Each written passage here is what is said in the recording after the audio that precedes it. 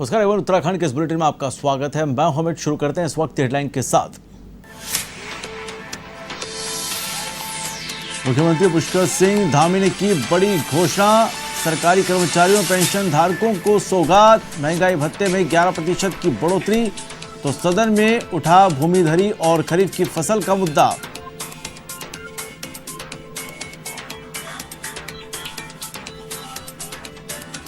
मुख्यमंत्री पुष्कर सिंह धामी ने digital education के वर्चुअल समिट में की शिरकत। कहा, नई शिक्षा नीति हमारे एजुकेशन सिस्टम को भारतीय संस्कृति के साथ आधुनिक ज्ञान विज्ञान से जोड़ेगी। तो सीएम ने नई शिक्षा नीति के लिए पीएम मोदी का जताया आभार।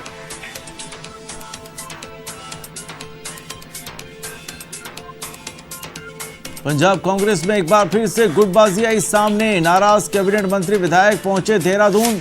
हरीश रावत से की मुलाकात। रावत ने कहा, सरकार को कोई खतरा नहीं।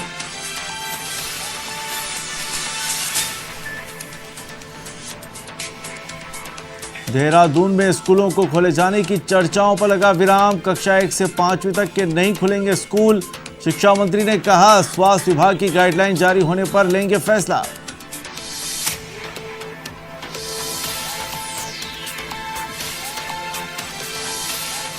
देहरादून के संतला देवी क्षेत्र में बादलों ने मचाई तबाही। घरों में मलबा और कीचड़ भरा। तो बारिश से स्पना और बिंदाल नदियां उफान पर। ऋषिकेश बद्रीनाथ हाईवे भूसंकलन से बंद।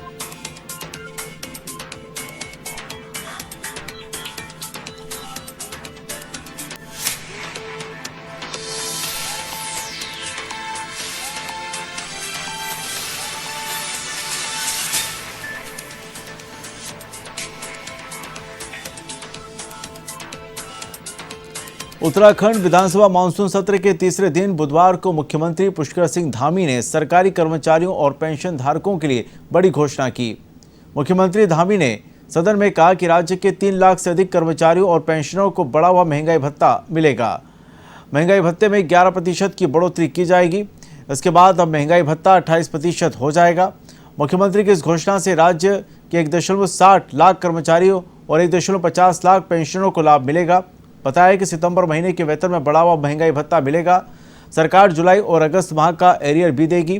वहीं बुधवार को कांग्रेस विधायक मनोज रावत ने भूमिधर का मुद्दा उठाया और सरकार से पूछा कि पर्वतीय और मैदानी क्षेत्रों में कितनी भूमि वाले किसानों को भूमिहीन की श्रेणी में रखा जाए, जिस पर संसदीय कार्य मंत्री के जवाब से विपक्ष असंतुष्ट नजर आया और लिखित जवाब के आंकड़ों को गलत बताया।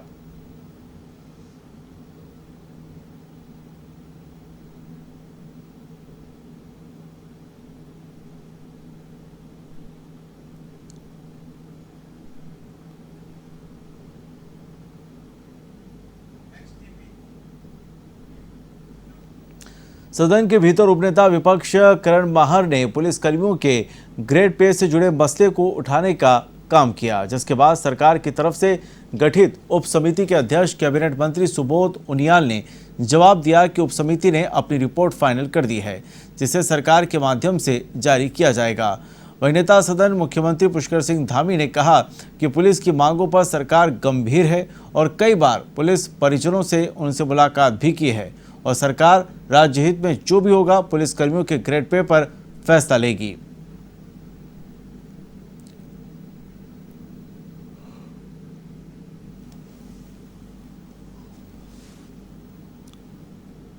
वो मेरे द्वारा स्वयं ही उस मुद्दे को जो है मंत्रिमंडल में मैं लाया था चर्चा के लिए और उस पर हमने उप समिति बना रखी है। वो काम कर रही है और सकारात्मक रूप से हम उस पर काम कर रहे हैं। मुख्यमंत्री पुष्कर सिंह धामी ने डिजिटल एजुकेशन के वर्चुअल समिट में प्रतिभाग करते हुए कहा कि नई शिक्षा नीति हमारे एजुकेशन सिस्टम को भारतीय संस्कृति के साथ आधुनिक ज्ञान विज्ञान से जोड़ेगी। मुख्यमंत्री ने नई शिक्षा नीति के लिए प्रधानमंत्री नरेंद्र मोदी का आभार व्यक्त किया। मुख्यमंत्री धामी ने कहा कि कोविड के कारण हमारे एजुकेशन सिस्टम में काफ़ी परिवर्तन आया है। राज्य सरकार द्वारा भी डिजिटल एजुकेशन में महत्वपूर्ण पहल की है और प्रदेश के राजकीय विद्यालयों के 10वीं और 12वीं के छात्र छात्राओं को शिक्षा सामग्री से लोडेड मोबाइल टैबलेट उपलब्ध कराए जाएंगे। मुख्यमंत्री ने बताया कि संघ लोक सेवा आयोग, एनडीए, सीडीएस और उसके समकक्ष प्रारंभिक परीक्षा पास करने पर परिवार की आर्थिक स्थिति के आधार पर 50,000 रुपये की प्रोत्साहन राशि भी दी जाएगी।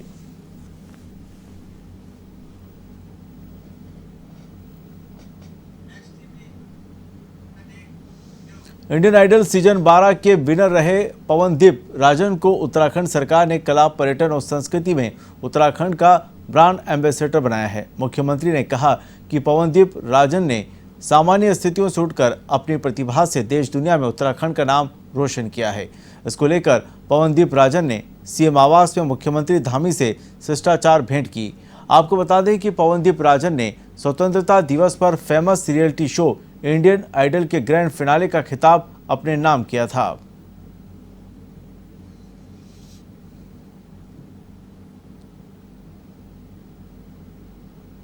राजन जो हमारा छोटा भाई है, उत्तराखंड का बेटा है और बहुत सामान्य स्थितियों में, सामान्य परिस्थितियों में एक सीमांत क्षेत्र से आज पूरे हिंदुस्तान के अंदर भी, दुनिया के अंदर इतना हमारे पूरे प्रदेश का नाम रोशन किया है उसने और एक होनहार प्रतिभा है।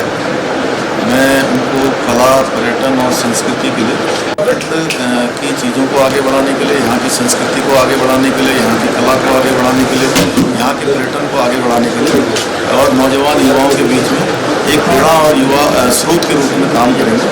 मेरी बहुत शुभकामनाएं। राज्य में लगातार हो रही बरसात के बाद मुख्यमंत्री ने आपदा प्रबंधन विभाग के अधिकारियों को अलर्ट रहने के निर्देश दिए हैं। इसके साथ ही उन्होंने जिले के अधिकारियों को भी मौका मुआयना करते हुए व्यवस्थाओं को दुरुस्त रखने के भी आदेश दिए हैं। राज्य में अब तक 100 से ज़्यादा सड़कें भूस्खलन के चलते प्रभावित हैं, जिससे जनजीवन अस्त व्यस्त हैं। ऐसे में सीएम ने सड़कों को भी जल्द से जल्द खुलवाने के निर्देश जारी किए हैं। आपको बता दें कि मौसम विभाग के राज्य में ऑरेंज अलर्ट जारी किया है।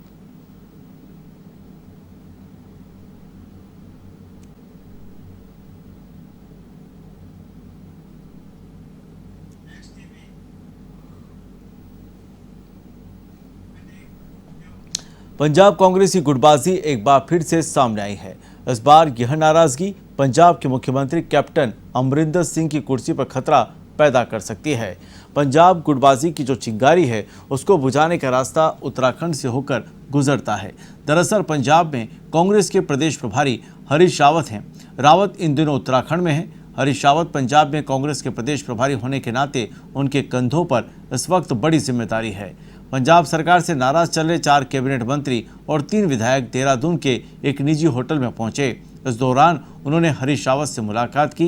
रावत ने कहा कि राजनीति में यह कोई नई बात नहीं है, इस तरह की नाराजगी बनी रहती है।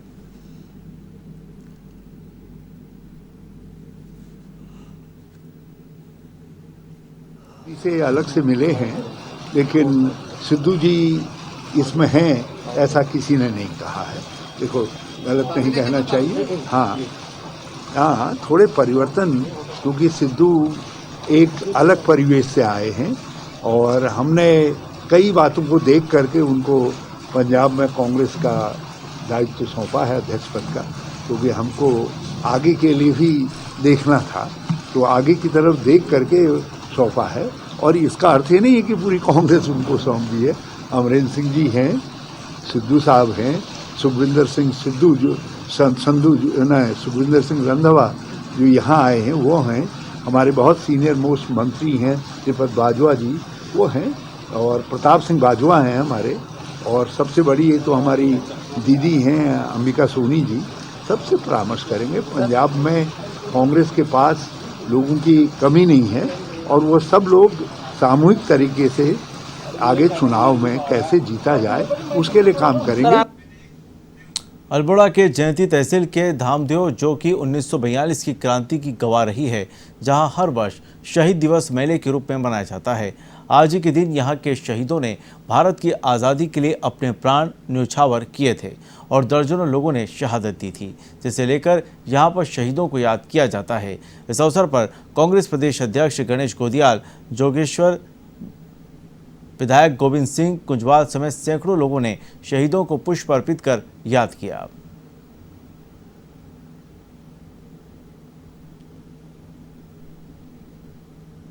लगेंगे हर वर्ष मेले, वतन पर मिटने वालों का यही बाकी निशान होगा। हम आज़ादी के उन तमाम शहीदों को आज जयंती के इस महान वीर भूमि से नमन करते हैं, उनको प्रणाम करते हैं। मैं यही संदेश देना चाहता हूं कि हम सब भारतवासी अपने राष्ट्रीय एकता और अखंडता के लिए, अपनी स्वतंत्रता के लिए हमारे शहीदों के दिखाए हुए रास्ते पर अपनी प्राणों का बलिदान देने के लिए भी पीछे नहीं हिचकेंगे। और ये हमारा संकल्प है, इस देश की एकता और अखंडता के लिए हम इस देश की एकता और अखंडता को अक्षुण्ण बनाए रखेंगे। उत्तराखंड के देहरादून में कक्षा 1 से 5वीं तक के स्कूलों को खोले जाने की चर्चाओं पर शिक्षा मंत्री अरविंद पांडे ने विराम लगा दिया है।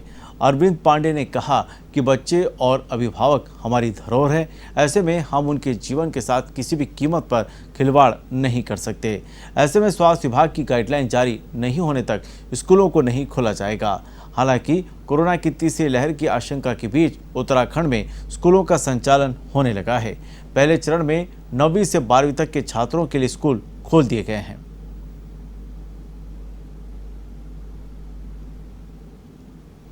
अभिभावकों की जो मूल पूंजी है वो हमारे बच्चे हैं और अपने बच्चों के जीवन से कोई हम रिस्क नहीं उठा सकते। 100% गृह मंत्रालय की, स्वास्थ्य विभाग की जो गाइडलाइन आएगी उसका पालन करते हुए ही आगे स्कूल खोलने पर डिसीजन लिया जाएगा। दिनेशपुर थाना इलाके के रामबाग गांव के समीप कार चालक ने बाइक को पीछे से टक्कर मार दी, जिससे बाइक सवार पति पत्नी और उनका 1.5 साल का बेटा गंभीर रूप से घायल हो गया।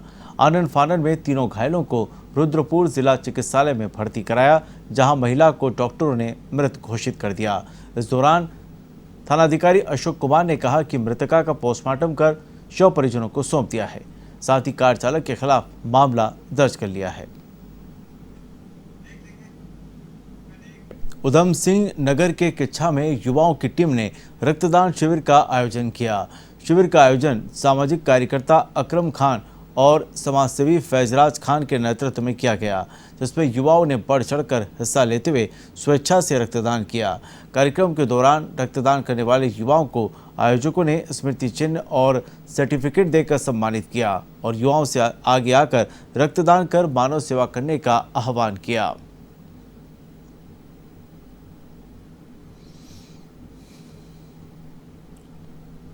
जिस तरीके से आपने देखा कि कोरोना की जो है लहर में किस ब्लड की बहुत ज़्यादा कमी हो गई थी ब्लड बैंकों में और लोगों की जान जा रही थी, और जैसे कि अभी सरकार ने तीसरी लहर का अंदेशा जताया है, उसको ही देखते हुए हमने ये पहल की है और आगे भी इस तरह के कार्यक्रम होते रहेंगे। यहाँ हम कामयाब होते हैं तो हर जिले के हर शहर में हम ये कैंप लगाने की कोशिश करेंगे। हर 3 महीने में, हर 2 महीने में हमारी पूरी कोशिश रहेगी। हम लोगों को जागरूक करने का पूरा प्रयास करेंगे ब्लड डोनेशन को लेकर। उधम सिंह नगर के मुख्यालय में एक अजीब घटना देखने को मिली, जहां पर एक वाहन मालिक और ARTO रुद्रपुर की लापरवाही का खमियाजा लुधियाना से बिहार जा रहे मजदूरों को 24 घंटे छोटे छोटे बच्चों को भूखे प्यासे रहकर उठाना पड़ा। हालांकि बाद में कांग्रेस नेता और मीडिया हस्तक्षेप के चलने के बाद पुलिस विभाग हरकत में आया, तब कहीं जाकर मजदूर अपने गंतव्य स्थानों के लिए रवाना हुए। जानकारी के मुताबिक 2 बसों में मजदूर गोंडा और बिहार के लिए रवाना हुए थे, लेकिन रुद्रपुर में ARTO ने दोनों बसों को रोक लिया और सीज कर दिया, जिसके बाद 24 घंटे सभी मजदूर भूखे प्यासे बैठे रहे।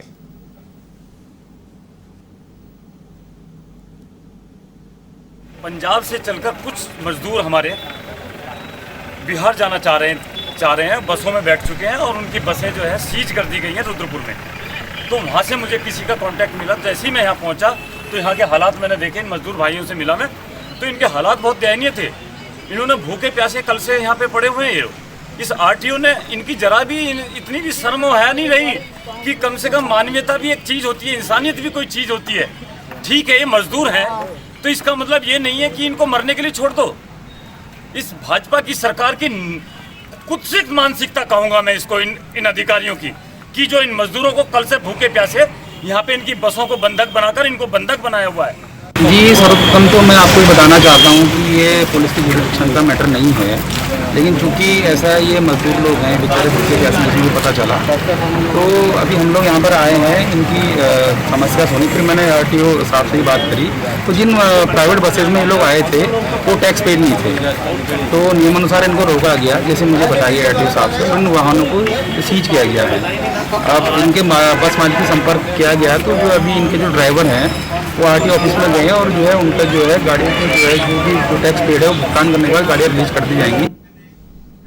पहाड़ों में बारिश लगातार आफत बनकर बरस रही है, जिसकी वजह से उत्तराखंड के पहाड़ी क्षेत्रों में दर्जनों सड़कें भू संकलन की वजह से बार बार बंद हो रही हैं। हालांकि बीआरओ बंद सड़कों को खोलने के प्रयास में लगातार जुटा हुआ है। ऐसे में कई तस्वीरें भी सामने आ रही हैं, जहां स्थानीय लोग भी सड़कों पर आए और मलबे को हटाते नजर आए। पुलिस भी बंद सड़कों को खुलवाने की अपनी अहम भूमिका यहां पर निभा रही है। आपको बता दें कि ऋषिकेश बद्रीनाथ हाईवे पर देवप्रयाण के पास फिर से भूसंकलन होने से रास्ता बंद हो गया। भारी बारिश की वजह से सड़कों से मलबा हटाना बीआरओ और पुलिस के लिए चुनौती बन गया है।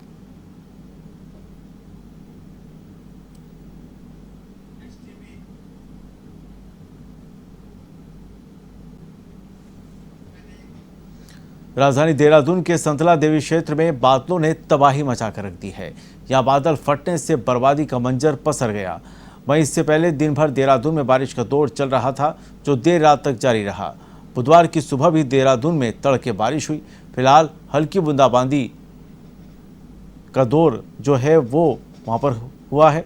जानकारी के मुताबिक संतला देवी क्षेत्र के खाबड़वाला में बादल फटने से घरों में कई फुट मलबा और कीचड़ भर गया। हालांकि इस दौरान जानमाल का कोई नुकसान नहीं हुआ है। दूसरी ओर शहर में लगातार हो रही बारिश से रिस्पना और बिंदाल नदियां उफान पर आ गईं।